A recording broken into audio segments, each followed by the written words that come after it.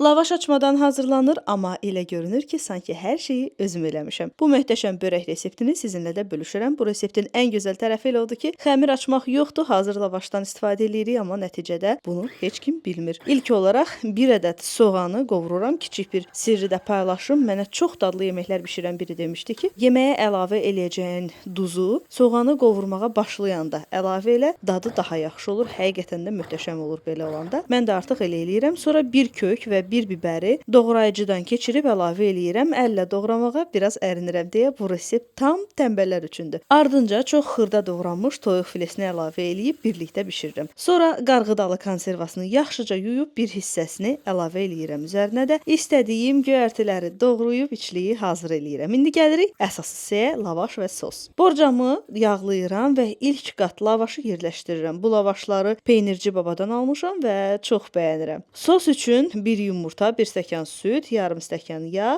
və duz əlavə edirəm. Hamısını birlikdə çırpıram. Lavaşın arasına sos çəkirəm, ikinci qatı yerləşdirirəm. Yenə sos əlavə edirəm və hazırladığım içliyi yayıram. Sonra qalan lavaşları da əlavə eləyib kənarlarını qatlayıram. Burada lavaşların səliqə ilə düzülməsinə ehtiyac yoxdur. Hətta əlinizlə parçalayıb da əlavə eləyə bilərsiniz və qalan sosu da üzərinə tökürəm. Ən vacib detal isə bişirmədən əvvəl bir neçə saat gözləməkdir ki, lavaşlar sosu tam canına çəksin. Mən axşam hazırlayıb səhərə saxladım. Səhər isə 170 dərəcədə əvvəlcədən isidilmiş sobada alt-üst rejimdə üstü və altı tam qızarana qədər bişirdim. Nəticə çölü xırt-xırt, içi yumşaq, inanılmaz dadlı bir börək alındı. Mütləq hazırlayın və şərh bölməsində mənimlə də bölüşün. Nuş olsun.